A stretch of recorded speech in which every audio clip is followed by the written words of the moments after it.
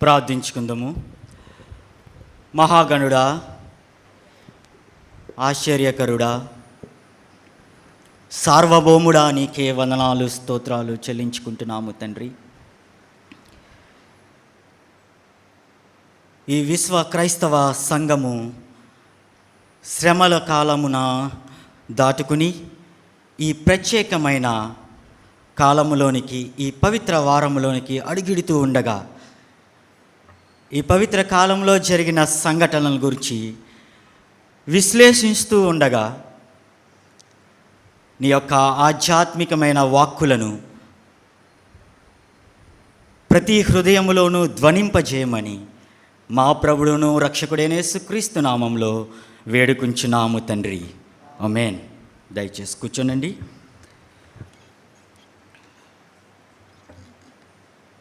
ప్రభు నామంలో మీ అందరికీ వందనాలు తెలియజేస్తూ ఉన్నాను.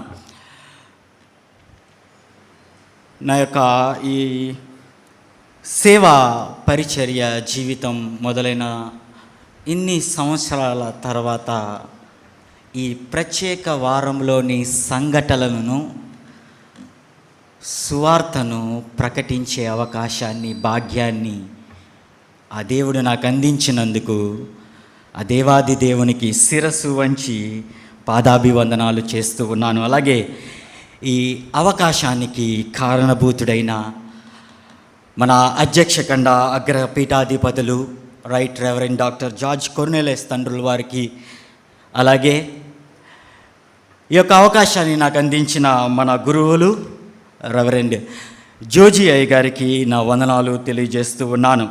నన్ను ప్రోత్సహిస్తున్న సహాయ గురువులు అరుణ్ అయ్య గారికి, అలాగే సంఘ పెద్దలకు, సంఘమంతటికి కూడా నా హృదయపూర్వక వందనాలు తెలియజేస్తూ ఉన్నాను. ఈరోజు మనము లెంట్ కాలాన్ని దాటుకుని పవిత్ర వారంలోనికి మనము ప్రవేశించి ఉన్నాం.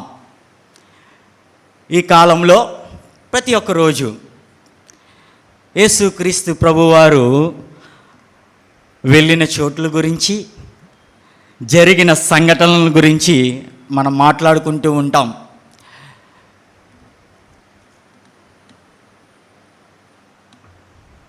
ఈ విశ్వ సృష్టి అంతటిలోనూ దేవుడు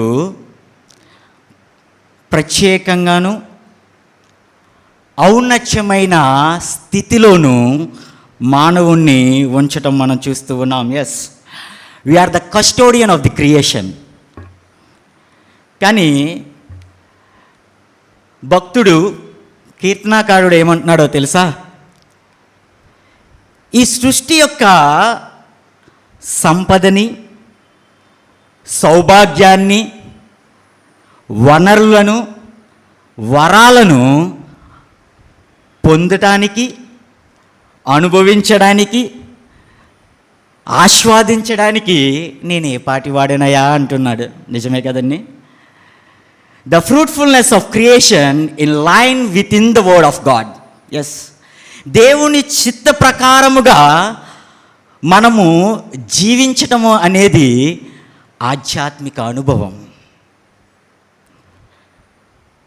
ఈరోజు సంఘటనకి, నిన్నటి దేవాలయపు ప్రవేశము తర్వాత యేసుక్రీస్తు ప్రభువారు ఒక అంజూరపు చెట్టును చూచి అక్కడికి వెళ్ళి ఫలాలు లేకపోవటము చూచి, అది ఫలాలు ఇవ్వనటువంటి వృక్షంగా దాన్ని చూచి, దాన్ని కోపగించి, దాన్ని శపించి, ఇది ఫలహీనమైన వృక్షంగా దాన్ని ఎంచి, ఇది ఈ అంజూరపు చెట్టు తన మనుగడకే మచ్చ తెచ్చేంత స్థితిలో ఉందని ఆయన మనకి తెలియజేస్తూ వెళ్ళిపోయి ఉన్నాడు.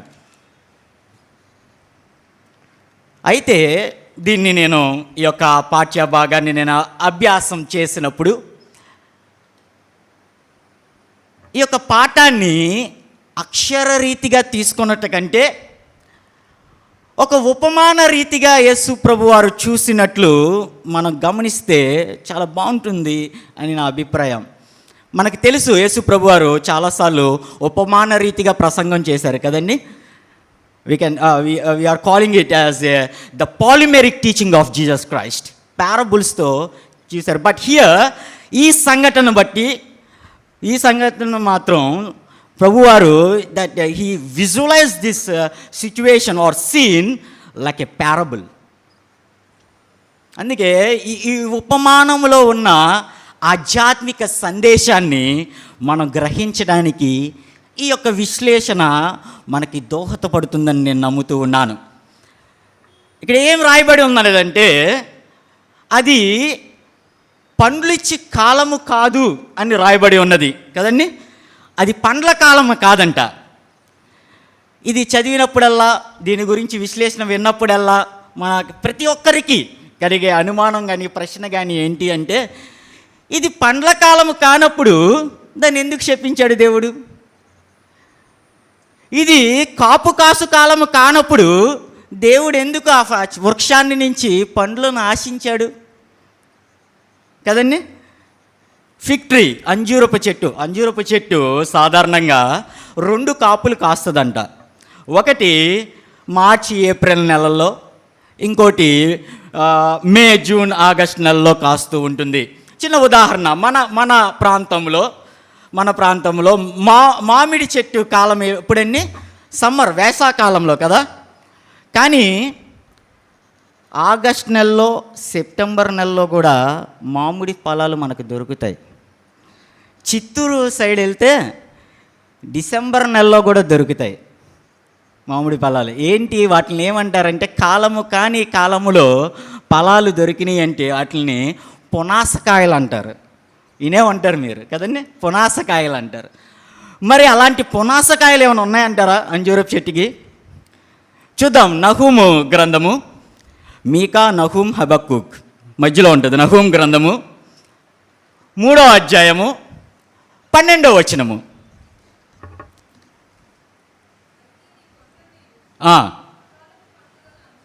అకాలపు పండ్లు గల, అది సంగతి.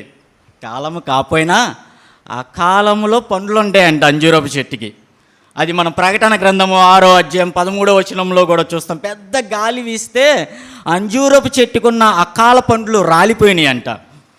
అక్కడ సంఘటన వేరు. కానీ ఈ అంజూరపు చెట్టుకి అకాల పండ్లున్నే లక్షణం ఉంది. ఇంకా ఏంటి అంటే, ఈ అంజూరపు చెట్టు అకాల కాలంలో, అంటే తన ఫలించు కాలములో అది పండ్లు లేకపోతే అది ఫలించే గుణాన్ని కోల్పోయినట్టుగా భావిస్తారంట.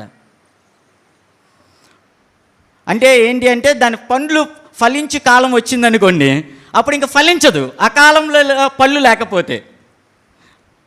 అదే ఇక్కడ యేసు ప్రభువారు అందుకే దాని దగ్గరికి ఆ అంజూరపు చెట్టును చూడగానే అది పచ్చగా ఉండటం చూసి, మంచి ఆకులు ఉండటం చూచి, అందంగా ఉండటం చూచి, అరే అకాలపు పండ్లు దొరుకుతాయేమో, నా ఆకలి తీర్చుకుందామని దాని దగ్గరికి వెళ్ళినప్పుడు ఫలాలు ఏమీ లేవు. అందుకే కోపగించాడు దేవుడు. అవాస్తవికతను వాస్తవికంగా చూపించటం అనేది అది ధర్మ విరుద్ధం. ధర్మానికి, సృష్టి ధర్మానికి వైరుధ్యమైన మన ప్రవర్తన అది చాలా హేయకరం. ఈ లక్షణం అదే. దాన్ని ఏం చేసిందంటే, అది అకాలపు పండ్లు కలదాని వలె తన్ను తాను కనపరుచుకునటం వల్ల దేవుడు అక్కడికి చూచి పళ్ళు లేక దాన్ని శపించడం జరిగింది. ధర్మానికి వైరుధ్యత అనేది, సృష్టి ధర్మానికి వైరుధ్యత అనేది చాలా అవాంఛనీయం అండి, చాలా అవాంఛనీయం. మానవ జీవితానికి ఫలహీనమైన జీవితము అవసరం లేదు, ఫలభరితమైన జీవితం అవసరం. ఫ్రూట్లెస్నెస్ అనేది వైరుధ్యత, ఇట్స్ ఎ కాంట్రడిక్షన్ కదా, ఇట్స్ ఎ కాంట్రడిక్షన్. మనం కూడా ఈ సంఘటన చూసినట్లయితే, ఈ సంఘటనలో ఈ ఇశ్రాయేలీల జీవన శైలిని విశ్లేషించే ప్రతిబింబంగా ఉంది ఈ సంఘటన. యేసు ప్రభువారు అదే అంటున్నాడు. ఏమంటున్నారంటే, ఇంకో ఇశ్రాయేలుని ప్రతిబింబించే సంఘటనగా ఉంది. అందుకే దీన్ని ఉపమానంగా నేను చూస్తూ ఉన్నాను, శపించాను అని. రైట్, నిజమే. అది ఇశ్రాయేలుల జీవన శైలి ఎలాగుంది అంటే ఆచారాలతో, ఆర్భాటాలతో, ధూప నైవేద్యాలతో, పండుగలతో, ఉత్సవాలతో, ఆరాధన క్రమముతో, అలంకారముతో ఆకర్షణీయమైన సమాజంగా యేసుక్రీస్తు ప్రభు వారు చూచారు ఇశ్రాయేల్ జనాంగాన్ని. Yes, it's an artificiality, nominality, it's a hypocrisy. వేషధారణమైన జీవన శైలి అది. It's a hypocrisy. ఇశ్రాయేల్ జీవితాన్ని మనం గమనించినట్లయితే అక్కడ ఎలాగుందంటే ఆధ్యాత్మికత్వానికి, వాస్తవానికి చాలా దూరంగా బతుకుతున్నారు వాళ్ళు. చాలా దూరంగా బతుకుతున్నారు వాళ్ళు. వాక్యం ఏం చెప్తుందంటే వారి యొక్క ఫలాలను బట్టి వారిని తెలుసుకోగలుగుతామంట. నిజమే కదా? మన ఫలభరితమైన జీవితాన్ని బట్టి మనం నిర్వచించబడతాం. మన ఫలభరితమైన జీవితాన్ని బట్టి మన నైపుణ్యము, మన నేపథ్యము ఎదుటి వారికి కనబడుతూ ఉంటుంది. అది అలాంటి ఫలభరితమైన జీవితం జీవించాలి. ఇశ్రాయేలు ఇలాగా ఫలరహితమైన జీవితాన్ని జీవిస్తూ ఉన్నాడంట. మనం ఎలాంటి జీవితాన్ని జీవిస్తూ ఉన్నాం? యేసుప్రభు వారు చెప్తున్నారు ఇలాగా. యెషయా గ్రంథము 5వ అధ్యాయము 7వ వచనము.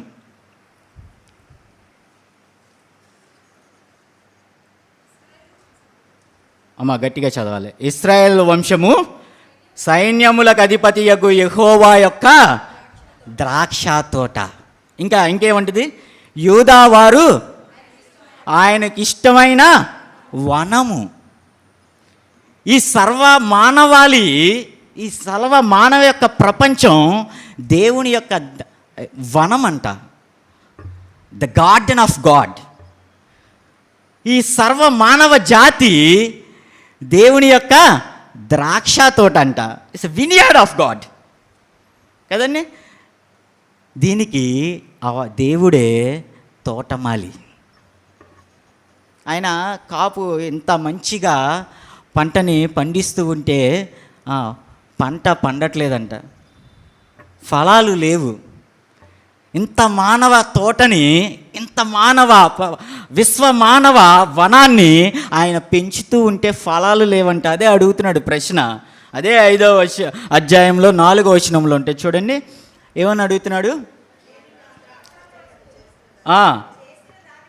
చేసిన దానికంటే ఇంకేం చేయగలను నేను దానికి?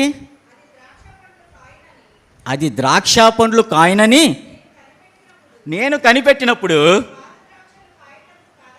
అది కారు ద్రాక్షలు కాసినట్టు కారణం ఏంటయా అని అడుగుతున్నాడు దేవుడు. నేను ద్రాక్ష తోటకి నీరు పెట్టాను, నారు పోసాను, అన్నీ చేశాను, దాన్ని దున్నాను, కానీ ఏంటిది కారు ద్రాక్షలు కాయటానికి కారణం ఏంటి?